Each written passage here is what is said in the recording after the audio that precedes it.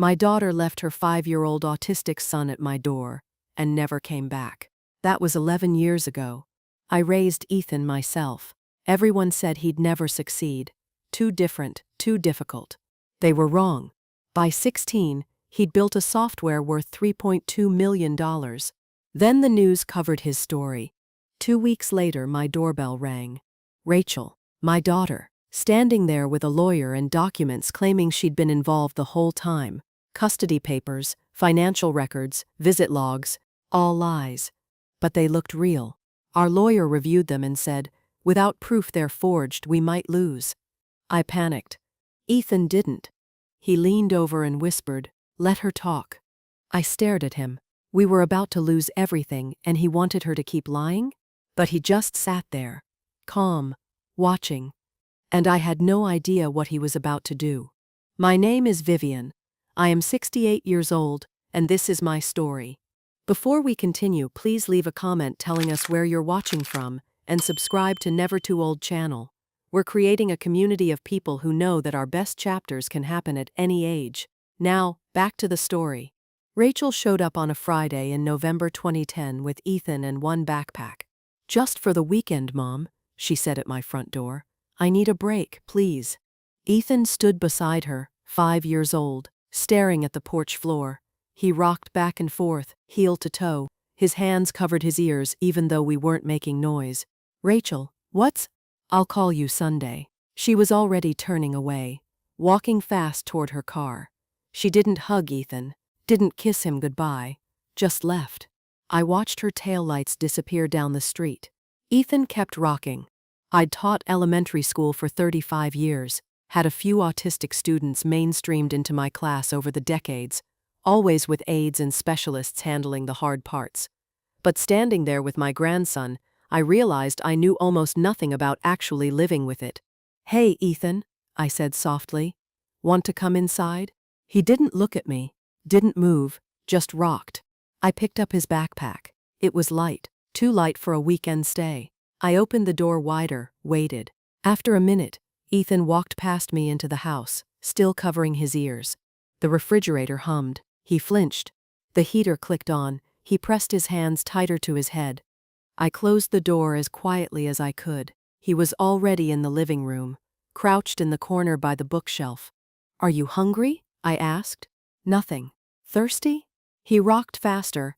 I went to the kitchen, poured water in a yellow plastic cup I kept for when he visited. Those visits were rare, maybe twice a year, always short. I brought the cup to him, set it on the floor an arm's length away. He stopped rocking, looked at the cup, then went back to rocking. That first night was worse. I made chicken nuggets and fries for dinner because Rachel once told me that's what he ate. Ethan took one look at the plate and turned away. I tried pasta. No, I tried a sandwich. He pushed it across the table. "What do you want to eat?" I asked. He hummed, a low sound in his throat, and stared at the wall. I gave him crackers. He ate 3. Bedtime was a disaster.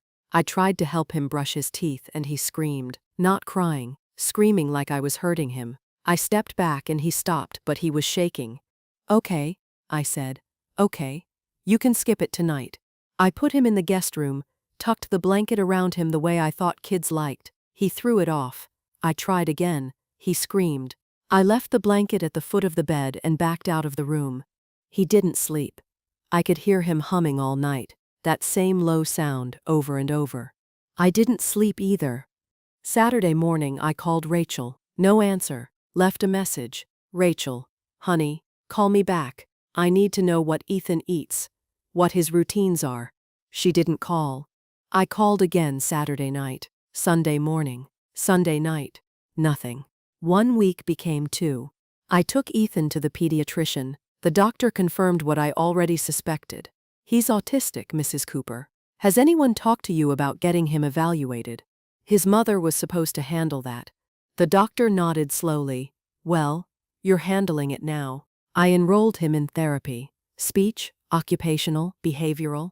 I learned he needed the same breakfast every single day. Scrambled eggs, toast cut corner to corner, nothing touching on the plate. I learned the route to therapy had to be exactly the same, or he'd scream in the car. I learned not to touch him unless he initiated it. I got good at watching instead of doing.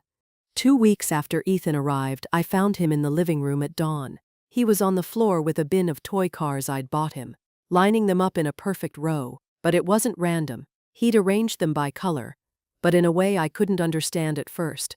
I sat on the couch and watched. Red car, then one that was slightly more orange, then one more orange than the last, then yellow-green, on and on, this gradient so subtle, I had to squint to see the differences.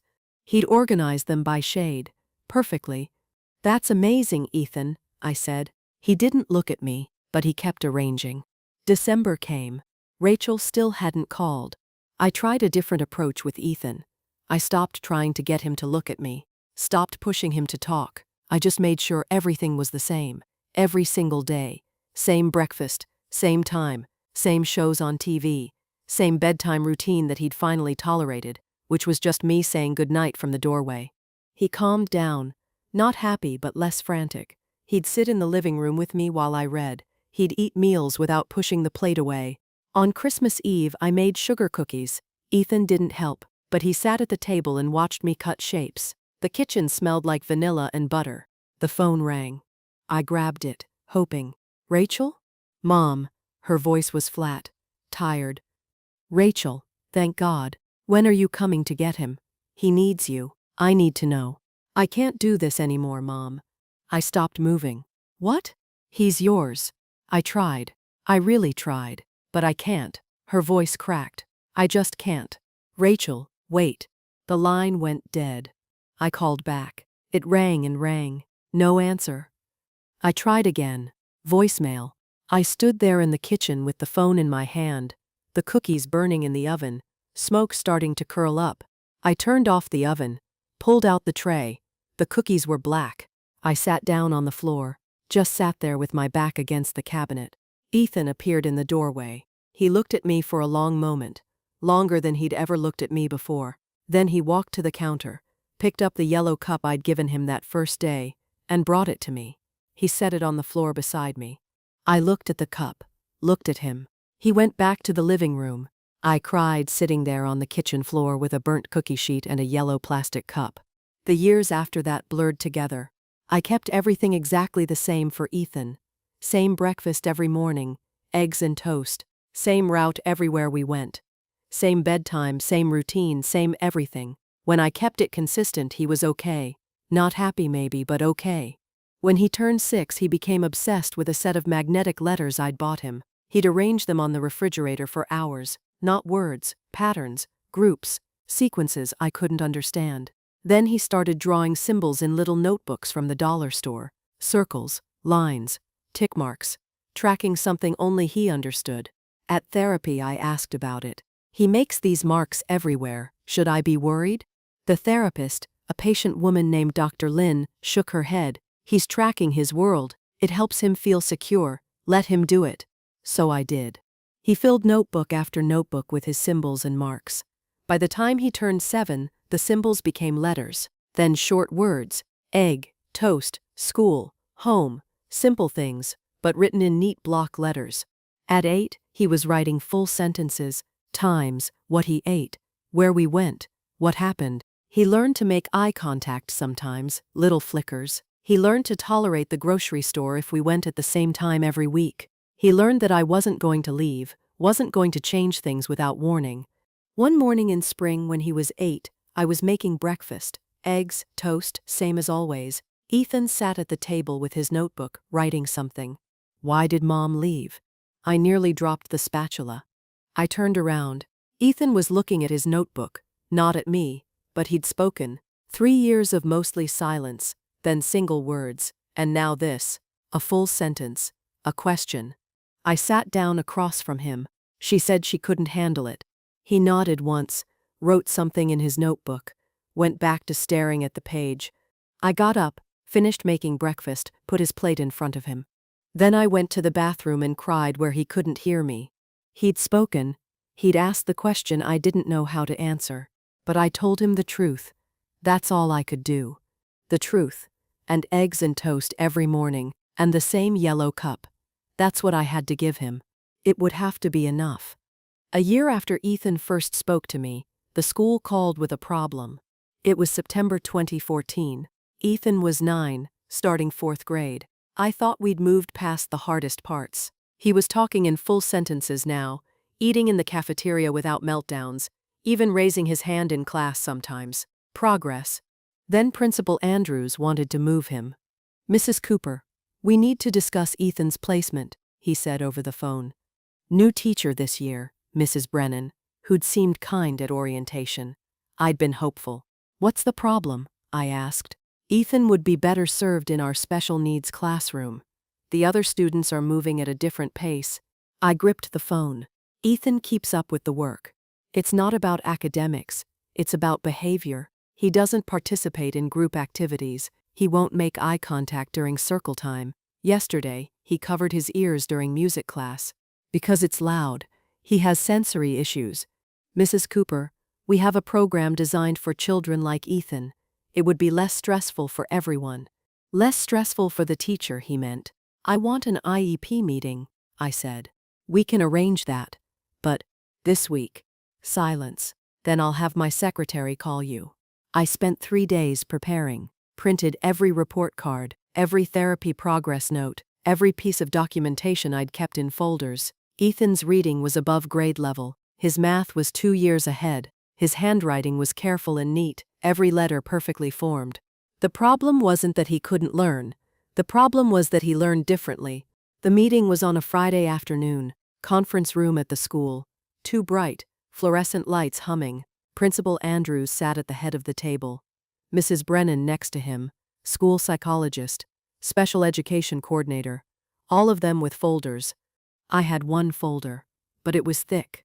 "Thank you for coming, Mrs. Cooper," Principal Andrews said. "We want what's best for Ethan." "So do I." Mrs. Brennan spoke first, soft voice, sympathetic smile. "Ethan is a sweet boy, but he struggles socially. He doesn't interact with peers. During group work he sits alone. He refuses to participate." "Does he do the work?" I asked. She hesitated. "Yes, but education isn't just about worksheets. It's about learning to work with others, to communicate. He's autistic. Communication is harder for him, but he's trying." The special education coordinator, a woman named Ms. Pierce, leaned forward. "Our resource room offers a smaller setting, fewer distractions, students who understand his challenges." "Students who can't keep up academically," I said. "That's not Ethan." Principal Andrews used that principal voice, the one I recognized from my own decades in classrooms. Reasonable, patient, condescending. "We understand you want Ethan in a mainstream classroom, but we have to consider the needs of all students." "You're telling me Ethan is disruptive," I said. "Not disruptive exactly." "Then what's the problem?" Ms. Pierce opened her folder. "Ethan's social skills assessment shows significant delays. His IQ testing was inconclusive. He refused to finish several sections because they were timed, and that made him anxious. His therapist documented that." "Which brings us back to our point," Principal Andrews said. "Ethan needs support we can't provide in a regular classroom." I opened my folder, pulled out the first document. "This is Ethan's reading comprehension test from last month. 97%, 7th grade level." Next document. "Math assessment, 100%, 5th grade material." I kept pulling papers, stacked them in front of Principal Andrews. "These are therapy notes showing his progress in speech, in emotional regulation, in sensory tolerance. He's come further in 4 years than anyone predicted. Not because he's in a special room with low expectations, because people believed he could do more." Mrs. Brennan looked uncomfortable. "It's not about expectations." "Yes, it is. You want him somewhere else because he makes you uncomfortable, because he doesn't perform normal the way you want normal to look." The room went quiet. Principal Andrews cleared his throat. "Mrs. Cooper, I understand you're frustrated.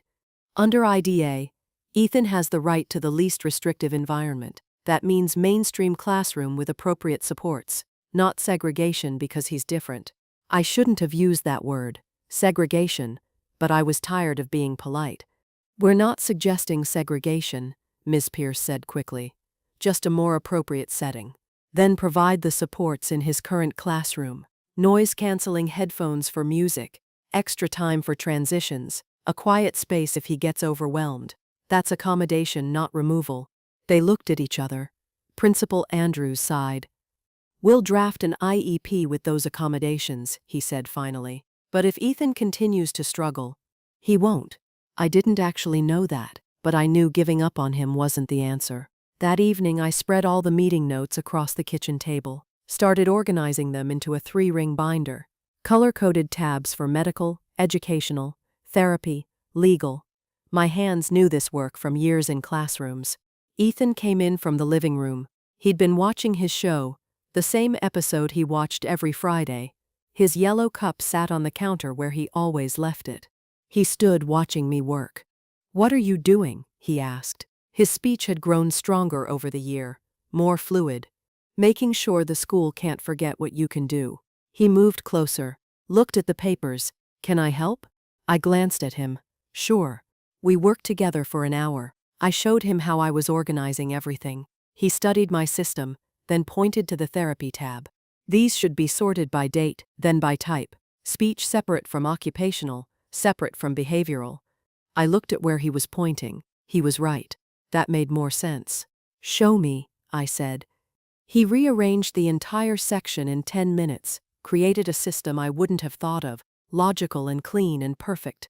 I watched him work, his hands moving fast, completely focused. He understood organization on a level I'd never reach. Pattern and structure and order. It came naturally to him the way breathing came to other people. "That's really good, Ethan," I said when he finished. He nodded, didn't smile, but I could tell he was pleased. The next year, when Ethan turned 10, his speech therapist suggested a tablet for communication support, something to type on when speaking felt too hard. I saved up and bought him one for his birthday. He had it figured out in a day. Within a week he'd downloaded a scanning app, started photographing every page of his notebooks, creating digital copies. I watched him work, methodical and focused, preserving everything he'd ever written. "Why are you doing that?" I asked. "So I don't lose it," he said, not looking up from the screen. At therapy group sessions for parents, the other mothers would ask me questions during coffee time. How did I get Ethan to cooperate? What was my secret? How did I handle the meltdowns? "I don't handle him," I said. "I listen to him." One woman, Linda, whose son was 7 and nonverbal, shook her head. "But how do you stay so patient?" I thought about that. I guess I stopped trying to make him be someone else. I just try to understand who he is. She looked at me like I'd said something profound. But it wasn't profound. It was just the only thing that worked. Ethan started noticing patterns everywhere that year. We'd be driving and he'd say, "The traffic light on 4th Street is mistimed. It stays red 45 seconds longer than the others." I had no idea if that was true. At the grocery store, he'd look at the receipt and point out a pricing error. The apples were marked wrong, 3 cents higher than the shelf tag. He was right, every time. Once, at a parent-teacher conference that fall, Principal Andrews smiled at me while explaining Ethan's progress, but his eyes stayed flat, cold. In the car, Ethan said, "He doesn't like me." "What?" "No, honey. He was being nice." His face moved wrong. The smile didn't match. I glanced at Ethan. He was staring out the window, expression blank. "What do you mean?" When people really smile, the muscles around their eyes contract. His didn't. He was pretending. I drove in silence. Ethan was 10 years old, and he could read faces better than I could. By the time he turned 11 and started 5th grade, I thought we'd found our rhythm. Then Mrs. Huang called me at work one afternoon. "Mrs. Cooper, Ethan disrupted class today." My stomach dropped. "What happened?" I was teaching long division. Ethan stood up and corrected me, in front of everyone. Was he right? Pause. That's not the point. That's exactly the point. Was he right? Yes, but... Then he was helping. "Mrs. Cooper," he embarrassed me. "He needs to understand there's a time and place. He's 11. He sees a mistake, he corrects it. That's how his brain works." Another parent conference. Another stack of paperwork. This time they wanted to label him oppositional defiant. I brought 6 months of therapy notes. Dr. Lynn's assessments showing Ethan wasn't defiant. He was direct, factual. He didn't understand social hierarchies that said adults were always right even when they were wrong. He's not being disrespectful, I explained to the school psychologist. He's being honest. There's a difference. They agreed to drop it. Barely. That night, Ethan asked me a question while we ate dinner. Why do they want me to be different? I set down my fork. What do you mean? The teachers, the other kids, everyone wants me to act like I'm not me. I didn't have a good answer. Not really, because they're scared of people who see more than they do, I said finally. He thought about that, nodded once, went back to eating. A few weeks later, he asked if I had his birth certificate. Why do you need that? I asked. I want to see it. I found it in my file cabinet. He studied it for a long time, then asked for his school enrollment papers, his social security card, anything with his name on it. Are you okay? I asked. Is this about your mom? I just want to see everything. Make sure it's all there. I assumed he was processing what had happened, trying to understand why Rachel left, what his life looked like on paper. It made sense for a kid who organized the world in categories and files. I helped him scan everything into his tablet. Birth records, medical history, every legal document I had in the filing cabinet. He saved them all carefully, backed them up, created folders with labels I didn't quite understand. What are you building? I asked once. A system, he said, so nothing gets lost. I kissed the top of his head. Okay, buddy, whatever helps. I thought he was coping with his past. I had no idea he was preparing for his future. That future started taking shape the summer. Ethan turned 12. He'd been scanning documents for months by then, organizing everything into his tablet with a focus I'd learned not to interrupt. But in June 2017, he discovered something new. Coding. I found him at the kitchen table one afternoon with my old laptop open, staring at a screen full of text that looked like gibberish to me. Lines of words and symbols and brackets. What are you doing? I asked. Learning Python. He didn't look up. What's Python? A programming language. I'm following a tutorial. I leaned over his shoulder. The screen showed instructions about variables and functions and loops. None of it made sense to me. Is this for school? No, I just want to learn it. I left him alone. That's what worked with Ethan. Let him follow what interested him. He spent the entire summer on that laptop. While other kids were at baseball camp or the pool, Ethan was coding. I'd bring him lunch and he'd eat without looking away from the screen. His yellow cup sat beside the laptop, half full of water he'd forget to drink. By August, he was showing me things he'd made. Little programs that did tasks I didn't understand. This one sorts files by date, he explained. This one finds duplicates. This one checks if a file has been modified. That's really impressive, Ethan. He nodded, kept typing. In September, I used the last of my savings to buy him a better computer. A real one, not my hand-me-down laptop that took 5 minutes to start up. He'd earned it. The man at the electronics store asked what Ethan would use it for. Programming, Ethan said. How old are you? 12. The man smiled. That's a good age to start. You'll go far. Ethan didn't respond, just waited for me to pay. At home, he set up the new computer in his room. I made him promise to still come out for meals and to sleep at reasonable hours. He agreed, but I could tell his mind was already back in that world of code I couldn't enter. One evening in October, he called me to his room. I want to show you something. I sat on the edge of his bed. He pulled up a program on his screen. What is it? Watch. He opened a document, a simple text file with a few sentences. Then he ran his program. Numbers appeared on the screen, long strings of them. That's the document's signature, like a fingerprint. Okay, I said, not really understanding. He opened the document again, changed one word, saved it, ran the program again. Different numbers appeared. See? The signature changed. That means the document was altered. So you can tell if someone edits something? Yes, and when, and how many times. He looked at me, actually made eye contact for a moment. So things stay true. I thought about all those school meetings, all those times administrators had said one thing and then claimed later they'd said something else. All the times I'd wished I had proof. That's brilliant, Ethan. He turned back to his screen. It's just pattern recognition. Digital instead of physical. Just pattern recognition. as if that wasn't everything. The next year, when he was 13, the project expanded. "I want to digitize all your binders," he said one morning at breakfast. "The school meeting notes, all of it." I looked at him over my coffee. "That's a lot of scanning. We already did the legal stuff." "I know, but I want everything in the system." "What system?" "The one I'm building. So nothing gets lost or changed." I thought about it. Those binders held years of fights, years of advocacy, years of proof that Ethan wasn't what people assumed he was. "Okay," I said, "but you're doing the scanning." "My back can't handle that many hours hunched over." We spent weeks on it. I'd pull out binders and Ethan would scan page after page. IEP meeting notes from 2014, therapy assessments from 2012, report cards, progress notes, incident reports, every piece of paper that told Ethan's story. He didn't just scan them, he did something to each file on his computer, adding layers of information I couldn't see. "What are you adding?" I asked once. "Timestamps, verification codes, hash values." He paused. "Each document connects to the ones before and after it. Like a chain. If someone tries to change one link, the whole chain breaks."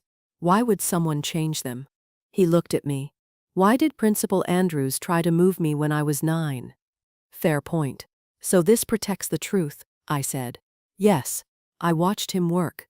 This kid who'd been nonverbal 7 years ago, who'd screamed at the sound of the vacuum cleaner, who couldn't look anyone in the eye. Now he was building something I could barely comprehend. Something powerful. "I'm proud of you," I said. He nodded once, kept scanning. Our relationship had changed by then. We didn't need a lot of words. I'd say something, he'd nod. He'd show me something on his computer. I'd tell him it was good. We had dinner together every night. Same time, same seats. His yellow cup always to the right of his plate. Comfortable, that's what it was. Comfortable silence with someone who understood you didn't need to fill every quiet moment with noise. He turned 14 in November 2018.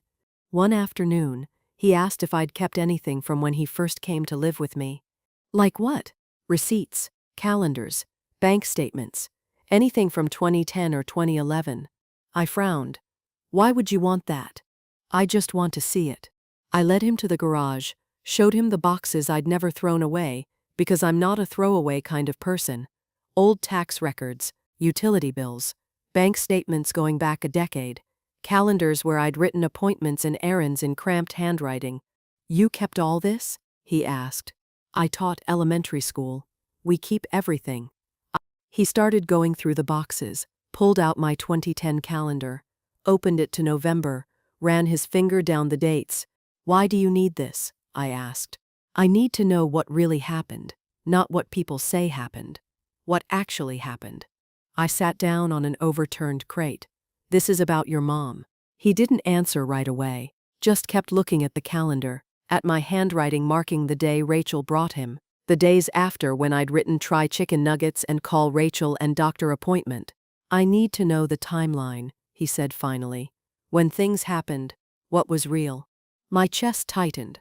He was processing it. The abandonment, the years without her, the questions he'd never gotten answers to. "We can scan all of it," I said. "Whatever you need."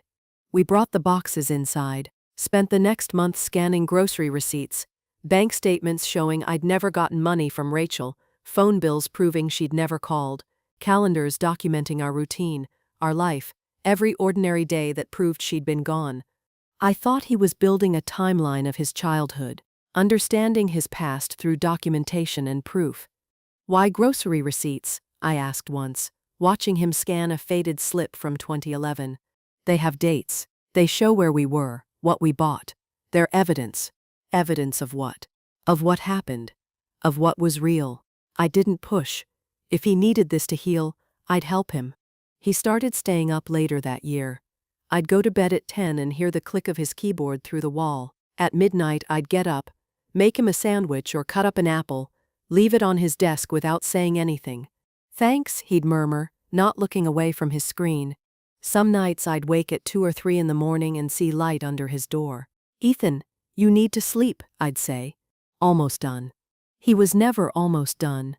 One night in February, I brought him tea at 1 in the morning. His room was cold, 3 monitors now, all showing different screens of code and documents and data. "What are you making?" I asked. He paused, turned to look at me. "Something that will help people know what's real and what's fake, what actually happened versus what someone claims happened." "That's really important to you." "Yes, because of your mom." He thought about that. Because people lie, and sometimes you need proof. I kissed the top of his head. His hair needed cutting. "Don't stay up all night," I said. "I won't." He did anyway. I'd find him asleep at his desk some mornings, head on his arms, monitors still glowing. I'd put a blanket over him and make breakfast. He'd wake up an hour later and come to the kitchen like nothing had happened. I was proud of him, proud of his dedication, his intelligence, his drive to create something meaningful. I just didn't understand what it was really for. I thought he was healing from the past. I didn't know he was building armor for the future. I'd find him asleep at his desk some mornings, head on his arms, monitors still glowing. I'd put a blanket over him and make breakfast. He'd wake up an hour later and come to the kitchen like nothing had happened. I was proud of him, proud of his dedication, his intelligence, his drive to create something meaningful. He'd ask me sometimes to test his programs. Click this button, tell him if the colors looked right, if the words made sense. I didn't understand what any of it did, but I could tell him if it looked finished. "Does it work?" I'd asked. "Yes." "Then what are you still working on?" "Making it better. Always better. Always more accurate. Always one more test. One more verification. One more way to prove what was real and what wasn't." I thought it was just a project, something impressive he'd put on college applications someday. I had no idea what he was really building. What he was building turned out to be something people would pay millions for. Ethan was 15 when he finished it, spring 2020. Middle of the pandemic. The world locked down and everyone suddenly living online. Ethan barely noticed the difference. He'd been living in his room with his computers for years already. "I want to show you something," he said one afternoon in May. I followed him to his room. 3 monitors, all showing different screens. He pulled up a program with a clean, simple interface. Nothing fancy, just boxes and buttons and text. "This is it," he said. "The verification system." "What does it do?" He clicked through screens, showing me features I only half understood. "It analyzes documents, checks if they've been altered, when they were created, if the signatures match other known samples. It catches forgeries." I watched the program run through a sample document. Numbers appeared, graphs, analysis results. "So if someone fakes a document, this catches it." "Yes. The metadata, the digital fingerprints, the patterns. It sees what people can't." "That's incredible, Ethan." He nodded. "I'm going to sell it." "To who?" "Security companies. Fraud prevention. Anyone who needs to verify documents are real." He said it so matter-of-factly, like it was obvious. My 15-year-old son was going to sell software to companies. "Do you know how to do that?" I asked. "I've been researching." Of course he had. He started reaching out to companies that month, sent emails with professional language I helped him polish, though his direct way of writing was clearer than most business communication I'd seen. The first sale came in June. A small security firm bought a license for $20,000. I stared at the number on the screen when Ethan showed me. "20,000? It's less than it should be," he said. "But it's a proof of concept. Now I have a client." He was right. Once word got out that his system worked, other companies wanted demos. Ethan took conference calls in his room. That same calm voice he used with me, explaining technical concepts without dumbing them down. I'd listen from the hallway sometimes. He'd say things like, "The algorithm compares hash values across multiple verification layers, and somehow the business people on the other end understood him, or pretended to." He turned 16 in November 2020. By January 2021, he had 6 more clients and enough money in his account to pay for college twice over. Then the big offers started coming. Tech companies wanted exclusive rights. Corporate fraud prevention firms wanted to license it for their entire operations. The numbers jumped from thousands to hundreds of thousands to millions. "I need help," Ethan said in February. "I don't know how to evaluate these contracts." I found a business lawyer through a colleague, James Nakamura. specialized in intellectual property and software licensing. He met with us on a Saturday morning at our kitchen table, spread out 3 different contract offers. "These are all substantial," he said, looking at Ethan. "You built something valuable." Ethan nodded. "Which one is best?" James walked him through the options: licensing deals that would pay over time, acquisition offers that would buy the software outright. Ethan listened, asked specific questions about terms and conditions and rights. "I want to sell it completely," Ethan said finally. "I don't want to manage licensing or support or updates, just sell it and be done." James looked surprised. "You're sure? Licensing could pay more long-term." "There's a non-compete clause in the acquisition," Ethan said. "If I sell it, I can't make competing verification software for 5 years. "That's standard," James said. "Does that bother you?" "No. I'm done with this kind of software." I glanced at him. He said it so definitely, like he'd already planned what came next. He sold it in March for $3.2 million. $3.2 million. I couldn't process that number. I'd worked 35 years as a teacher and made maybe half that, total, before taxes. The local news heard about it somehow. Wanted to do a story about the local autistic teen who'd created revolutionary security software. I didn't want them in our house, didn't want them turning Ethan into inspiration material, but he said yes. The reporter, a young woman named Kate, came on a Thursday afternoon. She set up in our living room, asked if she could film Ethan at his computer. "Can you explain what your software does?" she asked. "It verifies document authenticity through pattern recognition and metadata analysis," Ethan said, looking at the camera the way he'd look at anyone. "Direct. It catches forgeries that people miss." "What made you want to create this?" I tensed, but Ethan answered simply. "I wanted to know what was real. People lie. Documents don't, if you know how to read them correctly." Kate smiled. "That's very insightful. Do you have plans for what you'll do with the money?" "Not yet." She tried a few more questions, but Ethan's answers were short, factual, not the emotional human interest story she wanted. After 20 minutes, she thanked us and left. The segment aired on Friday Evening News. Local teen creates revolutionary security software. They used maybe 2 minutes of the interview, added dramatic music, showed Ethan at his computer looking focused and brilliant. I watched it with him. "How do you feel?" I asked when it ended. "Fine." But I noticed something in the days after. He wasn't celebrating, wasn't excited about the money, or the attention, or what came next.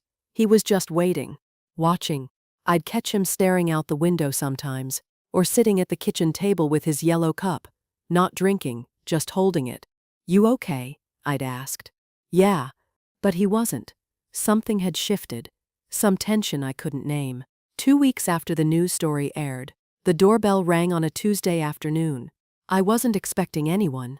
Ethan was in his room. I opened the door, and there they were. A woman in a gray suit, expensive looking, hair perfect. A man beside her in a dark suit, carrying a leather briefcase. The woman smiled. It didn't reach her eyes. "Hi, Mom." My stomach dropped. My hands went cold. "Rachel." She looked older, 11 years older. Lines around her mouth, tension in her jaw, but it was her. "Ethan," she said, looking past me into the house. I couldn't move, couldn't speak. My body had forgotten how. "I'm Stephen Walsh," the man said, "Mrs. Cooper's attorney. We'd like to speak with you about Ethan's situation." "His situation?" I managed. Rachel's smile got tighter. "Can we come in? This is important." I should have said no, should have closed the door, but I was frozen. Ethan appeared behind me in the hallway. He looked at Rachel. His face was completely blank. No surprise, no emotion, nothing. He just watched her the way he'd watched traffic patterns or pricing errors. Analytical, calculating. "Come in," he said. My legs moved without my permission. I stepped back. They came into my house, Rachel and her lawyer, and I felt sick. We sat at the kitchen table, the same table where Ethan and I ate breakfast every morning, where we'd organized school meeting notes and scanned documents and planned his future. Now Rachel sat there, hands folded while her lawyer opened his briefcase. "Mrs. Cooper, we're here to discuss custody and financial guardianship," he said. Professional, smooth, practiced. "My client, Rachel Cooper, has maintained parental rights to Ethan and wishes to resume active custody. Custody? I said. He's 16. Precisely, Walsh said. Still a minor, and my client never formally terminated parental rights. She's been co-parenting from a distance, maintaining contact through appropriate channels. That's a lie, I said. My voice shook. She hasn't called in 11 years. Rachel spoke then, soft voice, sad eyes that looked fake. Mom, I know you've done a wonderful job raising Ethan, but he needs his mother now, especially with the money and the attention. He needs guidance. He has guidance. Walsh pulled out papers, documents with official-looking seals and signatures. These show Mrs. Cooper's maintained legal parental rights. She's documented her financial support and communication over the years. She's entitled to custody and, given Ethan's minor status, management of his financial assets until he reaches majority. I looked at the papers. They looked real, professional. My heart was hammering. Those are fake, I said, but I had no proof. They're properly notarized and filed, Walsh said calmly. Unless you can prove otherwise? I looked at Ethan. He was watching Rachel, his face still blank, but I could see something in his eyes, something I couldn't read. Ethan, I said quietly, what do we do? He looked at me for 1 second, then back at Rachel. We should get a lawyer, he said. Getting a lawyer turned out to be easier than using one. I found Linda Reyes through a referral, family law attorney with 20 years of experience. She met with us 3 days after Rachel showed up, came to our house because I couldn't face going to an office. I brought every binder I had, years of school records, therapy notes, medical appointments, every piece of paper proving I'd raised Ethan. My hands shook the entire time I carried them to the kitchen table. Ethan sat quietly in the chair beside me, watching, always watching. Linda spread Rachel's documents across the table, the ones Walsh had presented. She studied them for over an hour, reading every page, checking signatures, examining the stamps. Finally, she looked up. Her face told me everything before she spoke. These look legitimate, she said carefully. Very professionally done. But they're fake, I said. She's lying. She hasn't seen him in 11 years. I believe you, but do you have concrete proof these documents are forged? I pulled out my binders. I have everything. Every school meeting, every doctor visit, every therapy session. Linda looked through them, nodded slowly. This is excellent documentation. It proves you've been the primary caregiver. But Mrs. Cooper, without hard evidence that her documents are fake. A judge might rule in her favor. Why?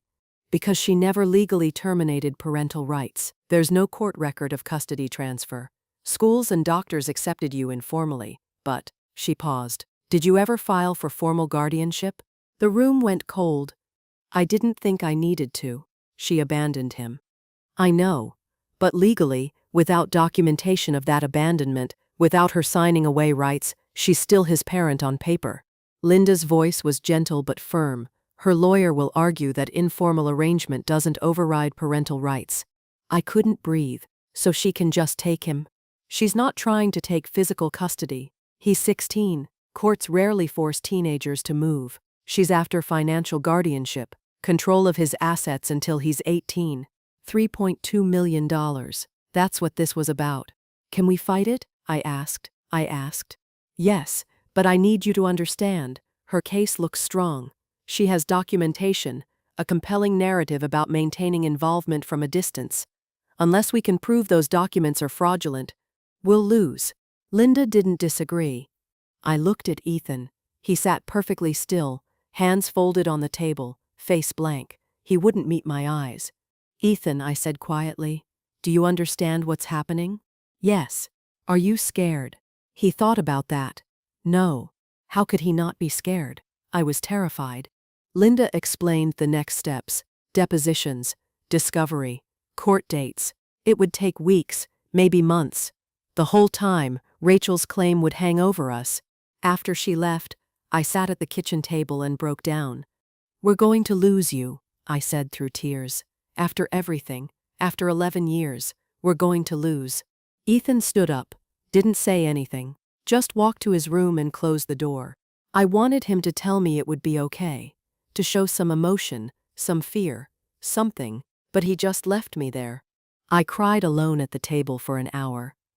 The depositions started 2 weeks later. Rachel went first. She sat in the conference room at her lawyer's office, perfectly composed, hair styled, makeup subtle, wearing a soft gray sweater that made her look maternal. Walsh asked her questions. She answered smoothly. Can you describe your involvement in Ethan's life over the past 11 years? I've tried to maintain consistent contact, she said. Her voice was steady, warm, apologetic. I visited monthly when possible, sent financial support through money orders, called regularly to check on his progress. Why didn't you take physical custody? I felt it was better for Ethan to have stability with my mother while I dealt with personal challenges.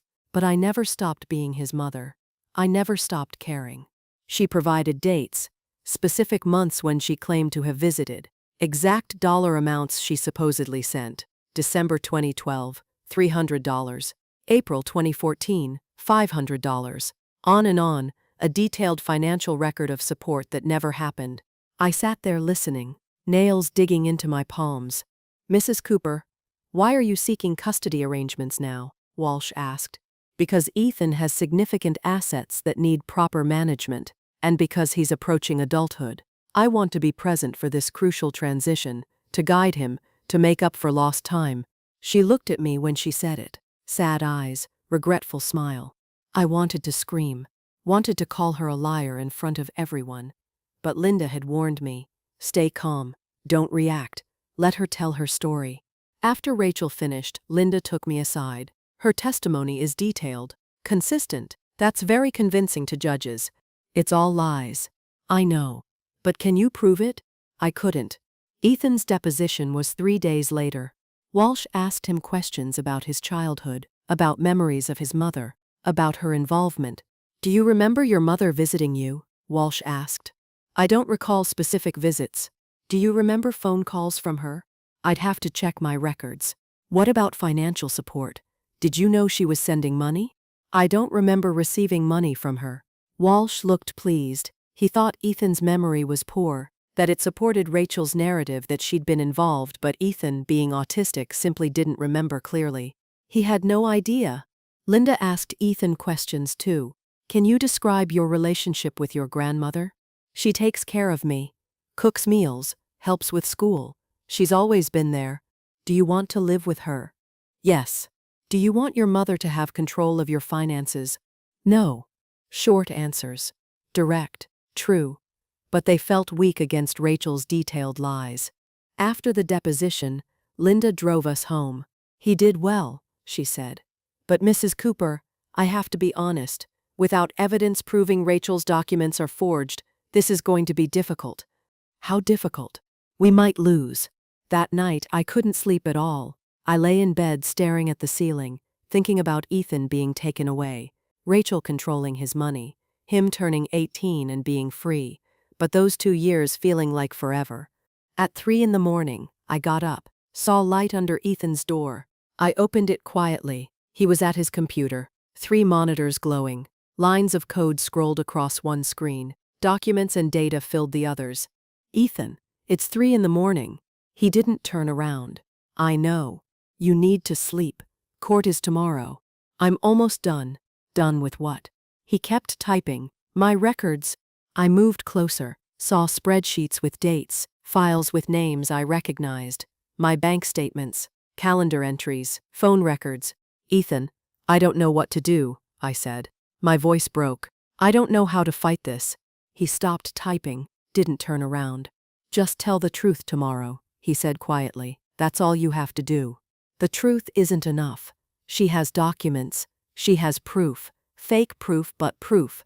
Tell the truth, he repeated.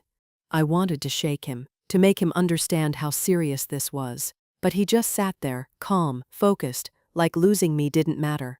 I went back to bed. Didn't sleep. Just lay there in the dark, terrified. Ethan stayed at his computer all night. I heard the keyboard clicking until dawn. I had no idea what he was doing. I just knew I was about to lose him, and there was nothing I could do to stop it. Morning came whether I wanted it to or not. I got up at 6, made breakfast neither of us would eat. Ethan came out of his room at 7, showered, dressed in the button-down shirt we'd bought for court. He looked older than 16, tired, but calm. You ready? I asked. Yes. We drove to the courthouse in silence. My hands shook on the steering wheel. Ethan stared out the window. Linda met us on the steps. Remember, stay calm. Let me do the talking. Ethan, answer questions directly, but don't volunteer information. Ethan nodded. The courtroom was smaller than I expected. Wood paneling, fluorescent lights, that smell of old paper and floor polish. Judge Harrison sat at the bench, a woman in her 50s with sharp eyes and gray hair pulled back. Rachel sat at the front table with Walsh. She'd dressed carefully, soft colors, minimal jewelry, hair loose. She looked like a concerned mother. We sat at our table, Linda on one side of me, Ethan on the other. All rise, the bailiff said. The hearing began. Walsh stood, presented his case smoothly. Rachel Cooper, devoted mother, maintained consistent involvement despite personal challenges. Documentary evidence of parental rights never terminated, financial support provided, regular contact maintained. He laid out the documents on the evidence table, the custody papers, the co-parenting agreements, the financial records, all fake, all convincing. Judge Harrison reviewed them carefully, took her time. Then she looked at Rachel. Mrs. Cooper, can you describe your involvement in Ethan's life over the past 11 years? Rachel's voice was steady, warm. I tried to stay connected as much as possible, Your Honor. I visited when I could. I sent money to help with his care. I called regularly to check on his progress. Why didn't you maintain physical custody? I felt it was better for Ethan to have stability with my mother while I addressed personal issues, but I never abandoned him. I never stopped being his mother. She said it with such conviction, such sincerity. I wanted to scream. The judge asked more questions. Rachel answered all of them. December 2013, she visited for Ethan's birthday. April 2015, she sent $500 for therapy costs. May 2017, she called to discuss his progress in school. Lies, all lies, but detailed, consistent lies. Judge Harrison looked thoughtful. Thank you, Mrs. Cooper. Then it was Linda's turn. She presented my binders, years of school meetings, therapy records, medical appointments, every piece of evidence that I'd raised Ethan alone. But as she went through them, I could see the judge's expression. Sympathy, but doubt. Ms. Reyes, Judge Harrison said, these records show Mrs. Cooper has been the primary caregiver, but I don't see formal guardianship documentation, no court order transferring custody, no legal termination of parental rights. My chest tightened. Your Honor, Linda said carefully, Rachel Cooper abandoned Ethan when he was 5 years old. My client has documentation of that abandonment. But without Ms. Rachel Cooper's signature on custody termination papers, without legal documentation, her parental rights remain intact. The judge looked at me, not unkindly. Mrs. Cooper, I understand you've done excellent work raising your grandson, but legally, without proof that his mother abandoned her parental rights, her claim has standing. The room tilted. Rachel looked at Walsh, smiled slightly. She thought she'd won. My heart was pounding so hard I couldn't breathe. I looked at Ethan beside me, desperate for something, anything. His face was completely blank, unreadable. I leaned close, whispered, She's lying. We have to stop her. He turned his head slightly, whispered back, Let her talk. What? Let her say everything she wants to say. I didn't understand. We were losing, and he wanted Rachel to keep talking? Judge Harrison looked at Ethan. Young man, do you wish to speak? Long pause. Ethan sat perfectly still. Then he stood. Yes, Your Honor, I have evidence. My heart stopped. What evidence? I'd given Linda everything I had. Approach, Judge Harrison said. Ethan picked up a bag I hadn't noticed him carrying, walked to the witness stand, calm, steady, like he'd done this 100 times. He pulled out a laptop. May I connect this to the display, Your Honor? Judge Harrison looked surprised. What are you presenting? Verification of document authenticity and timeline evidence. He spoke clearly, directly, the way he always did. I built a system that proves whether documents are real or forged. Walsh stood immediately. Your Honor, this is highly irregular. We weren't informed of this evidence. Your client presented fraudulent documents 6 weeks ago, Ethan said, looking at Walsh. I'm presenting analysis of those documents now. Judge Harrison studied Ethan. Proceed, but this better be relevant. Ethan connected his laptop. The courtroom display lit up. He pulled up Rachel's custody documents first, the ones Walsh had presented. They appeared on the screen, official-looking, with stamps and signatures. These documents claim to be from 2011 through 2020, Ethan said. But the digital metadata shows they were created 6 weeks ago, right after the news story about my sale aired.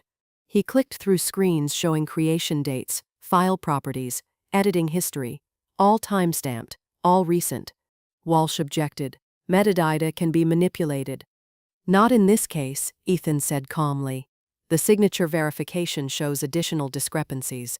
He pulled up my copy of his birth certificate, Rachel's signature from 2005, then ran a program that analyzed the signatures on the custody documents. Numbers appeared. Comparisons, statistical analysis. The pressure patterns don't match. The letter formation is inconsistent. The spacing and slant are different. These signatures were forged. Judge Harrison leaned forward. How do you know this?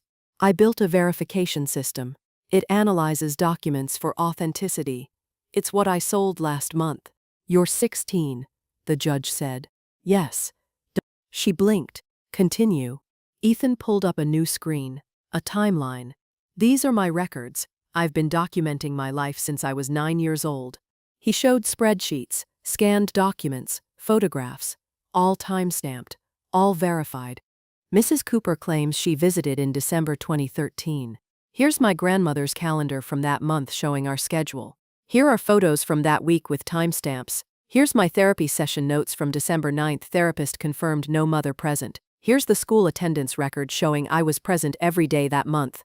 He clicked through more screens. December 2013. Rachel wasn't there. Mrs. Cooper claims she sent money orders. Here are 7 years of my grandmother's complete bank records. No deposits from Rachel Cooper. Not $1.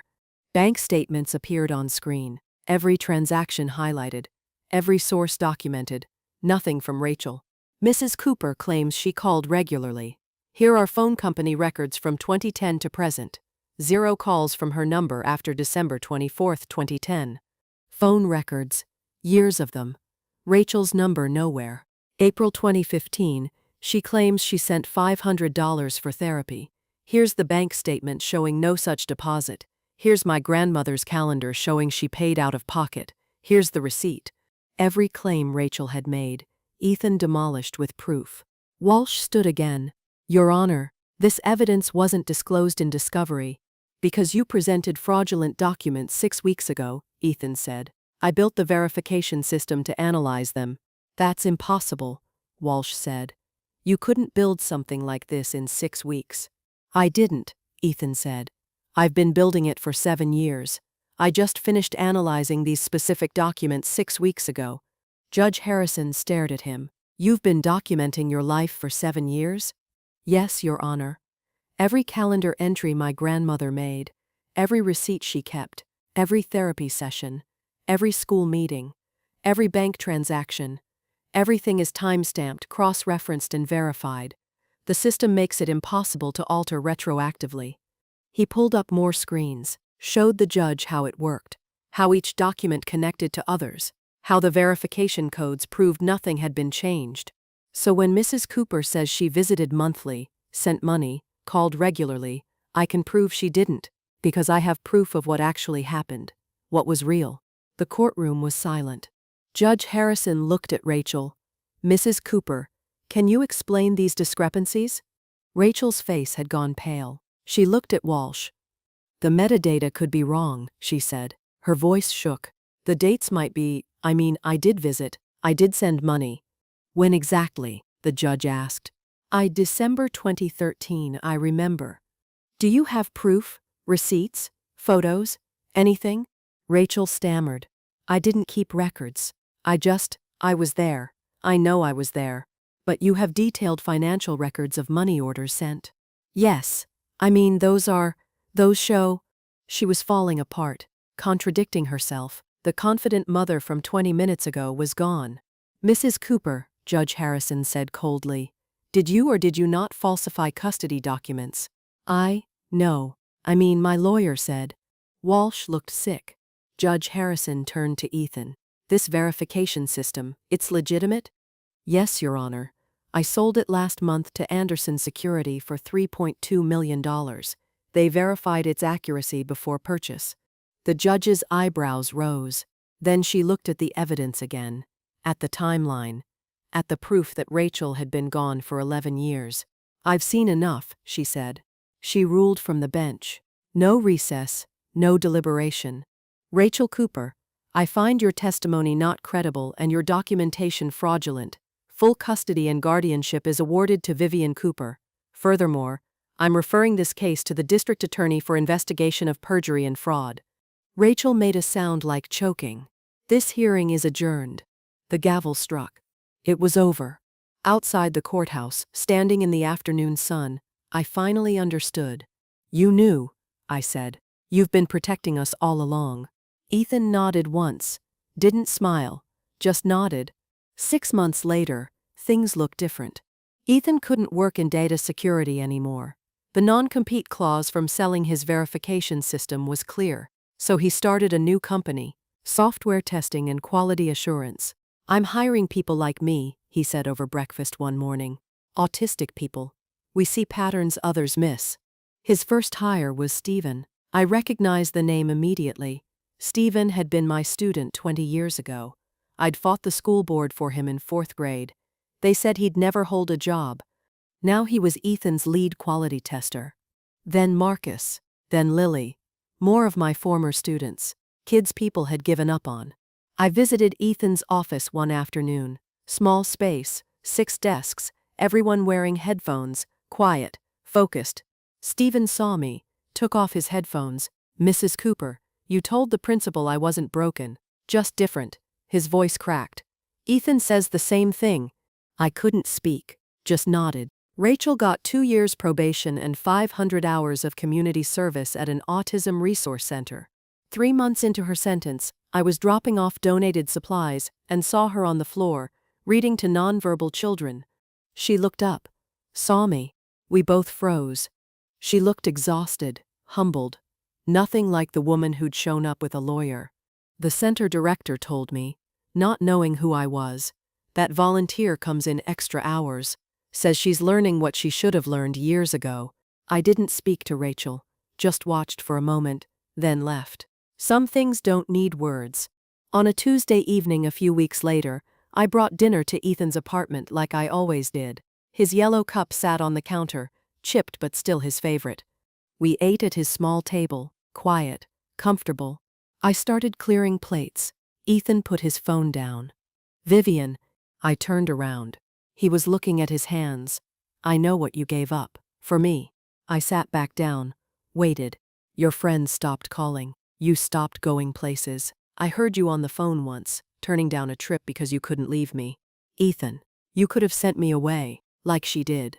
School suggested it. You didn't. My throat was tight. You're my grandson. I know. He looked up at me. But you chose it, every day, even when I couldn't say thank you. Silence. Just the hum of his refrigerator. It mattered, he said quietly. I reached across the table, put my hand near his. Not touching, but close. You were worth every single day, I said. He nodded once. I know that now. We sat there a moment longer. Then I got up, finished the dishes while he opened his laptop. Same routine, same comfortable silence, but something important had been said. I kissed the top of his head on my way out. He didn't flinch. See you Tuesday, I said. Tuesday, he confirmed. I drove home through streets I'd driven 1,000 times before. Same routes, same turns. The way Ethan liked things. The way I'd learned to like things too. My phone buzzed at a red light. A text from Ethan. Thank you. Just those 2 words. I smiled the whole way home. So, that's my story. I'd love to hear what you think. If you were in my shoes, could you forgive your own daughter for abandoning your grandson? Let me know in the comments, and subscribe for more stories like mine.